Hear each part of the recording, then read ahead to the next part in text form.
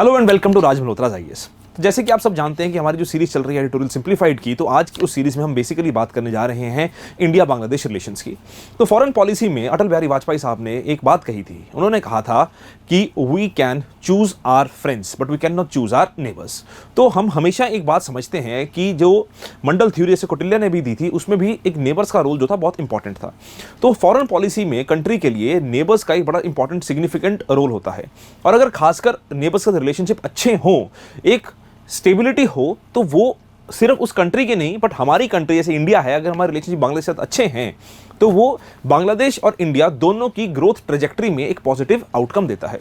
तो ऐसा ही इवेंट हुआ जब बांग्लादेश में अभी रिसेंटली इलेक्शंस हुए थे। ऑल्दो वो इलेक्शंस में बहुत सारी कंट्रोवर्सीज थी, it was marked by lot of controversies. USA had its own point of view and India had its different point of view. So in spite of all those different controversies, still what we wanted was a favorable outcome, and that favorable outcome was, first, democracy should be established and democracy should be sustained, and second was a favorable government for us. That is obviously the government led by Sheikh Hasina ji, who is the Prime Minister of Bangladesh.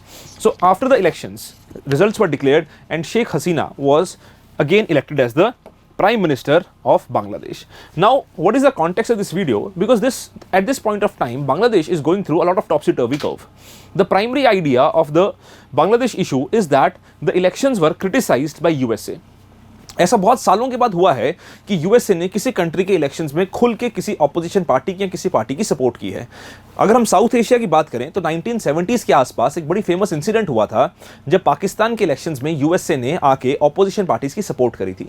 ऐसा ही incident आज के समय के ऊपर बांग्लादेश में भी हुआ कि जब यूएसए ने यहां तक कह दिया कि जो अभी इलेक्शंस हुए हैं ये फ्री एंड फेयर इलेक्शंस नहीं है, ये रिग्ड इलेक्शंस हैं।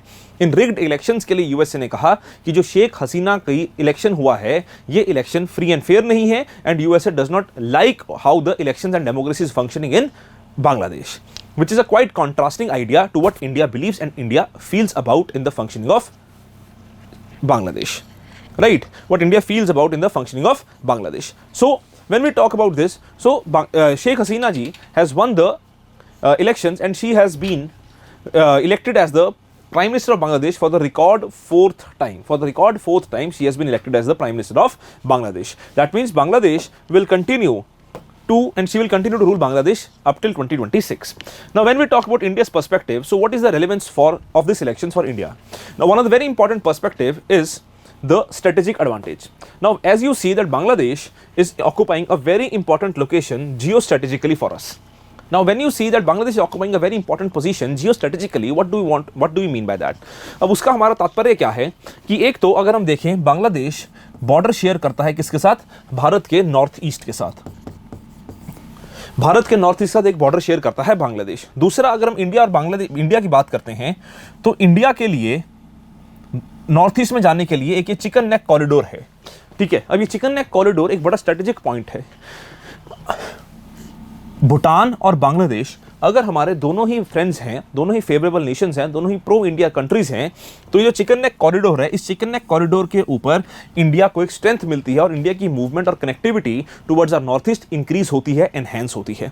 तो पहला तो पर्सपेक्टिव आ गया कि ये चिकन नेक कॉरिडोर के ऊपर हमारा जो बेनिफिट है। दूसरा बेनिफिट आ गया कि अगर हम लैंड बॉर्डर भी शेयर करते हैं और अगर हम alternative path to north east भी देखते हैं, so that can also come via Bangladesh. क्योंकि हम सब जानते हैं कि जो म्यांमार है, यहाँ पे जुंटा गवर्नमेंट की एस्टेब्लिशमेंट हो चुकी है। अभी जुंटा गवर्नमेंट जो है ये मिलिट्री रजीम है म्यांमार में। अभी जुंटा गवर्नमेंट कहा जाता है कि जो ये प्रो चाइना रजीम है, क्योंकि ये मिलिट्री रजीम है, और जो यहाँ के पूर्व लीडर थे ऑंग सान सू ची, who was obviously pro India, तो वह उनके साथ रिलेशनशिप जो है जुंटा रजीम के अच्छे नहीं थे, जिसका इंपैक्ट इंडिया के रिलेशनशिप देखने में भी मिलता है। अगर हम बात करते हैं पहली चीज की, तो एक तो ये पॉइंट हो गया। दूसरा, अगर हम सिग्निफिकेंस देखते हैं, दूसरी सिग्निफिकेंस देखते हैं हम कि it weakens pro Pakistan and anti India forces. Obvious सी बात है कि जो ऑपोजिशन पार्टी थी बीएनपी जो ऑपोजिशन पार्टी थी, जो कि खालिदा जिया की पार्टी है बांग्लादेश में, जब वो पिछली बार गवर्नमेंट की फॉर्मेशन में आई थी तो उस समय के ऊपर इंडिया के साथ उनके जो रिलेशनशिप थे वो अच्छे नहीं थे। तो जो बीएनपी थी basically that was considered to be a pro China party. अब इस बीएनपी के साथ also there is the linkage of the Islamist forces. जमाते तालिबान, जो कि एक पाकिस्तान की पॉलिटिकल पार्टी है, तालिबान का एक विंग था, अब पॉलिटिकल पार्टी है, वो जमाते तालिबान के भी रिलेशनशिप हैं किसके साथ? बांग्लादेश में जमाते पार्टी के साथ। अब ये जो है ये एंटी इंडिया इस्लामिस्ट फोर्सेस हैं, अगर ये स्टैब्लिश हो जाती तो इंडिया के रिलेशंस के साथ बांग्लादेश में इंपैक्ट आता है। तो अब जब शेख हसीना जी की विक्ट्री हुई है तो ऑब्वियसली एंटी इंडिया और एंटी इंडिया फोर्सेस जो हैं उनका एक तरह से नुकसान हुआ है। दूसरा, Sheikh Hasina has always followed a pro India policy, जिसमें उन्होंने ये भी देखा है कि जो टेररिस्ट एक्टिविटीज, इंसर्जेंट एक्टिविटीज होती हैं हमारे नॉर्थ ईस्ट को जो थ्रेटन करती हैं या हमारे मेनलैंड टेरिटरी को जो थ्रेटन करती हैं, उनके अगेंस्ट भी उनका हमेशा हार्ड स्टांस रहा है। दूसरा, कनेक्टिविटी की बात हमने करी है। अगर हम इकोनॉमिक पार्टनरशिप की बात करते हैं तो इकोनॉमिक पार्टनरशिप में India basically became the Bangladesh largest development partner with USD of $8 billion. तो एक ये पॉइंट है। तो ये जो बेसिकली इश्यूज हैं ये इंडिया के पर्सपेक्टिव से बेनिफिशियल हैं। अब अगर हम बात करें चैलेंजेस की, तो चैलेंजेस में 2-3 मेजर चैलेंजेस हैं जो इस आर्टिकल में दिए हुए हैं। पहला चैलेंज तो ये बोलता है कि there is a democratic backsliding, कि यूएसए ये बोलता है और ईयू कि ये इलेक्शंस फ्री एंड फेयर नहीं, जैसे मैंने पहले बताया, और नुकसान हुआ है ह्यूमन राइट्स को, क्योंकि बहुत सारे ऑपोजिशन लीडर्स जो हैं उनको जेल में डाला हुआ है, बहुत कम इसमें वोटिंग परसेंटेज था, इस बार वोटर टर्नआउट बहुत मिनिमल था, जिसकी वजह से ये इलेक्शंस जो हैं ये डेमोक्रेटिक इलेक्शंस नहीं माने जाते। स्टेट के फोर्सेस का भी मिसयूज किया गया, इलेक्शंस को रिग करने तक की बात की गई है यूएस के द्वारा। इसकी वजह से ये कहा गया कि ये जो इलेक्शंस हैं ये फेवरेबल नहीं है और ये नुकसानदेह हैं।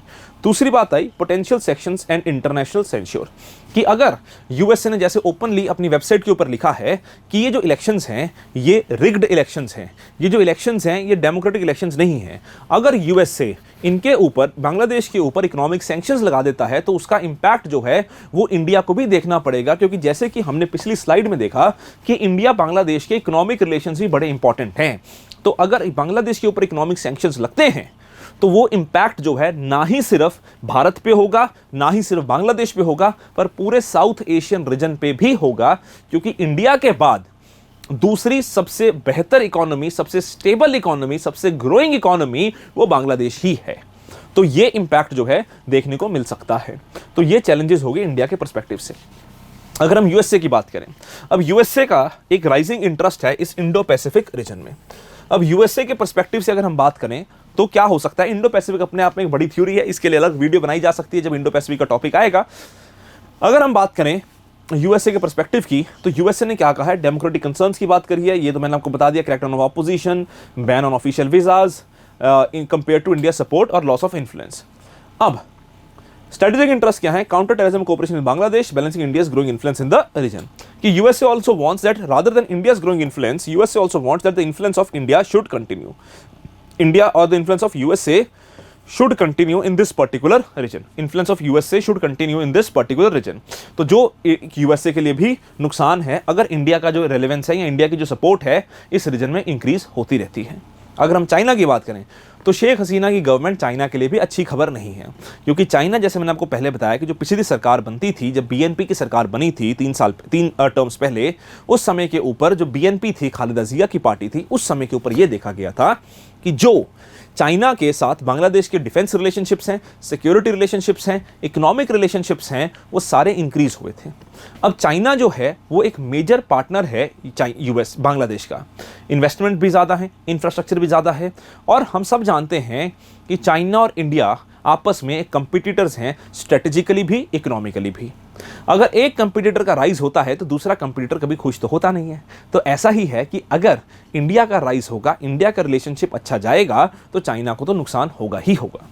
दूसरी बात आती है चाइना के जियोपॉलिटिकल एम्बिशंस की। अगर हम बात करें चाइना के जियोपॉलिटिकल एम्बिशंस की, तो चाइना के एम्बिशन जो हैं बेल्ट रोड इनिशिएटिव का एम्बिशन है। अगर हम चाइना के बेल्ट रोड इनिशिएटिव की बात करते हैं तो बांग्लादेश में पोर्ट है, जिस पोर्ट का नाम है चिटेगोंग पोर्ट। तो जो चिटेगोंग पोर्ट है उसके through Bangladesh belt road initiative का हिस्सेदार है। अगर इंडिया बांग्लादेश के रिलेशनशिप इंप्रूव होते हैं, जैसा कि भाई इटली ने कहा, इटली ने बेल्ट रोड इनिशिएटिव से बाहर अपने आप को विड्रॉ कर लिया, तो हो सकता है बांग्लादेश भी बेल्ट रोड इनिशिएटिव से विड्रॉ कर ले, तो ये भी चाइना के लिए एक नुकसानदेह चीज हो सकती है।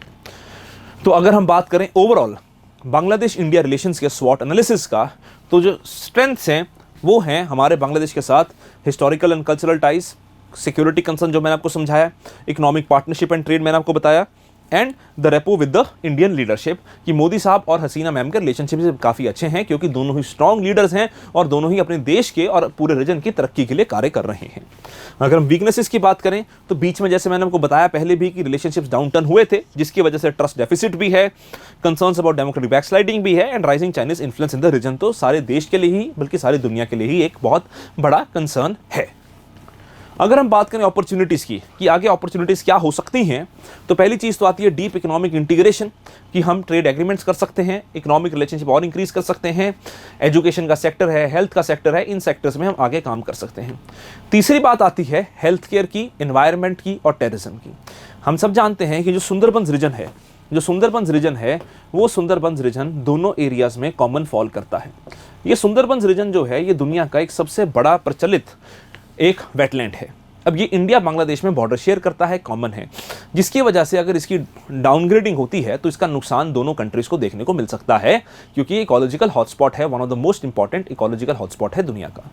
तो दोनों कंट्रीज इसके लिए भी एग्रीमेंट कर चुकी हैं कि इसको कैसे हमने डेवलप करना है और कैसे प्रोटेक्ट करना है। और थ्रेट जो है पोटेंशियल सैंक्शंस का थ्रेट है, जैसे मैंने आपको पहले बताया है, और चाइनाज राइजिंग इन्फ्लुएंस का थ्रेट है। अगर हम बात करें स्वॉट analysis with other major powers, तो यूएसए के साथ अगर हम बात करें तो ये हम ऑलरेडी डिस्कस कर चुके हैं, वैसे ही चाइना के साथ हम भी डिस्कस कर चुके हैं। बट अगर यूएसए की फिर भी हम बात करें तो strong economic and development partnership हो सकती है, एक स्ट्रेंथ हो सकता है कि India can play a role of a mediator. कि जैसे इंडिया ने जब G20 समिट हुआ तो इंडिया ने तब भी कोशिश करी थी कि जो बांग्लादेश के प्राइम मिनिस्टर हैं उनकी मीटिंग करवाई जाए यूएसए की लीडरशिप के साथ। तो वो लीडरशिप की मीटिंग भी हुई पर वो इतनी ज़्यादा सक्सेसफुल नहीं हुई, जिसका इम्पैक्ट हमने ये देखा कि US is not happy with the elections that are conducted in Bangladesh. तो एक ये प्रॉब्लम हो सकती है बांग्लादेश यूएसए के रिलेशनशिप में, जिसमें इंडिया भी है, उसको नुकसान हो सकता है। अगर हम बात करें चाइना की, तो चाइना के लिए स्ट्रेंथ क्या है? इन्वेस्टमेंट। चाइना का स्ट्रेंथ है सबसे बड़ा उसका पैसा, उसकी इन्वेस्टमेंट। वीकनेस क्या है कि चाइना की जो चेकबुक डिप्लोमेसी, जिसमें वो डेट ट्रैप डिप्लोमेसी में देश को फंसाता है, जिसका इंपैक्ट हमने श्रीलंका में भी देखा, जिसका इंपैक्ट हमने पाकिस्तान में भी देखा। अपॉर्चुनिटी है चाइना की इन्वेस्टमेंट अट्रैक्ट करने की, और थ्रेट है over dependence on China which can be a potential threat for not Bangladesh but India as well.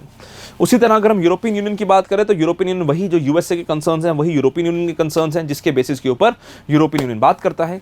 Japan के भी इकोनॉमिक पार्टनरशिप्स के कंसर्न है और वही कंसर्न है जो कि इकोनॉमिक कंसर्न्स हैं और डेवलपमेंटल कंसर्न्स हैं।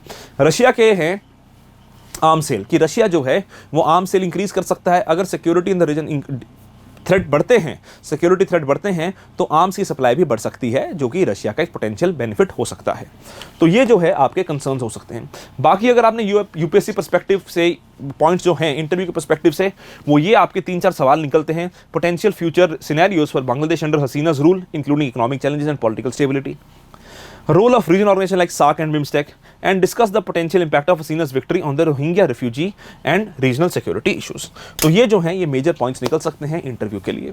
तो आज की इस वीडियो को यहीं तक रखते हैं। आपको आई होप ये समझ आया हो कि शेख हसीना मैम की विक्ट्री का भारत के ऊपर क्या बेनिफिट रहेगा और क्या कंसर्न्स हो सकते हैं इंडिया के पर्सपेक्टिव से और बाकी मेजर पावर्स के पर्सपेक्टिव से।